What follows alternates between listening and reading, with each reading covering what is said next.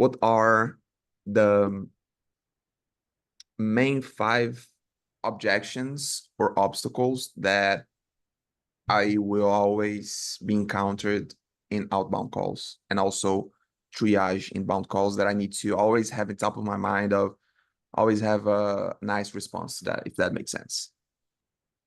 Yeah, kind of. It does, like, as far as the question, I think it's improving the quality of it, right? Because what we're trying to do is we're trying to be prepared for like all outcomes and Sure. not all outcomes, but all situations, right? So I think the main thing you want to focus on is like communication, barriers to entry, as far as being able to like, get changes that they want to do. And are the ultimate aim should be that you're helping the prospect make the most optimal decision for where they're at, right? And for some, Hmm. that's going to not be the case of working with you. So, right. So I would kind of just journal through, especially for your offer, what those common things would be, and even put yourself in the prospect's shoes. Right. And I think when you can do that, it just helps you to deal with things more naturally rather than go, right, I've got a cool line for this objection, I've got a cool line for Yeah, this. for sure. For sure. Um, Because you know, that's really weird actually, right? To yeah, have a just it word track for everything. makes you less situational, right? But like the Yeah. main things I would want to understand is journal through the typical problems of the avatar, what they face.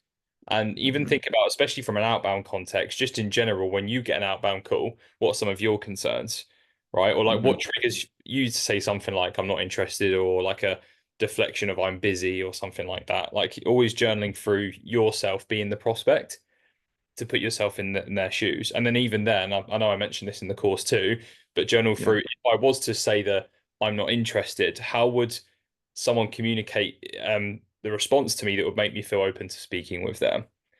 Right? Because then you're kind of speaking to the prospect how you would want to be spoken to. It's all very, very congruent. Um, but yeah, I mean, I can give you a few scenarios that you're definitely going to come across. There's some inevitable ones across all industries. Outbound is always going to be the not interested or I'm very busy at the moment.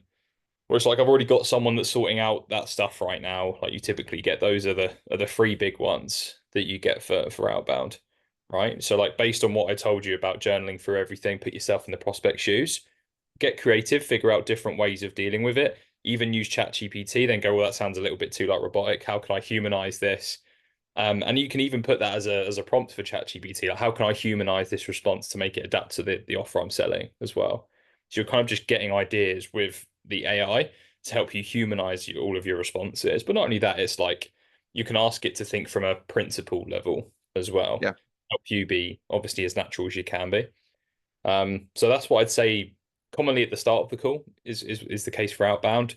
Another thing you're always going to get is like, well, what makes you different to X, Y, and Z oftentimes, which to be fair, it's a similar one to um what is it you guys do? Like kind of the fulfillment side of things where they want you to kind of separate yourselves from everyone else. The reality is you can't really do that on the phone there and then. It's like, well, I don't really focus on what other people do. We focus on what we do best for our clients. I guess what was you hoping to get as far as criteria from asking that question though? I actually had somebody reach out to me on Facebook the other day. He was like, "So I see that you train setters. What makes you different from the other guys?" The classic Yeah. case would be you'd expect me to kind of come up with all my features and benefits of the school and stuff like that. But I was like, literally, I do not focus on what the others are doing. What were you hoping to understand from asking that question? Right. So it's realizing that oftentimes when the prospects have concern or objection based on like trust and value, it needs to be responded to with a question to gain clarity first. That's like my number one principle when it comes to those type of objections, right? It's not about how you respond to it, it's about where does that question come from to get to the root cause. So that's that. Um, yeah, I mean, anytime you get to think about it on a setting call, it's like you haven't done a good job of diving into Yeah, urgency. for sure. For sure. Urgency goals, like figuring out the biggest lever that's going to get them to take action ultimately as well. And sometimes it can come from the fact they're not nurtured enough as well. So it's getting them more solution aware as well as problem aware too. Um, so yeah, I guess there's a few different routes to that answer, but is there any specific questions from what I have answered?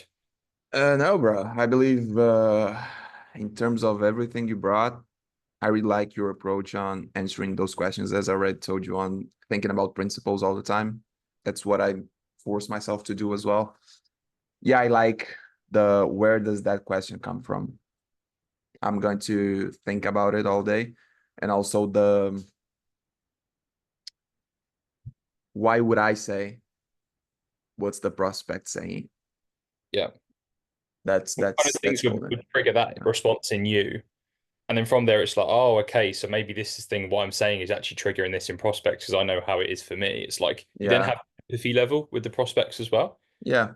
and that always helps you to connect more with your prospects on calls. Yeah. Um, it's like the way I to reframe it in your mind is like, don't think of them as objections. They're just mere concerns or reactions, yeah. oftentimes.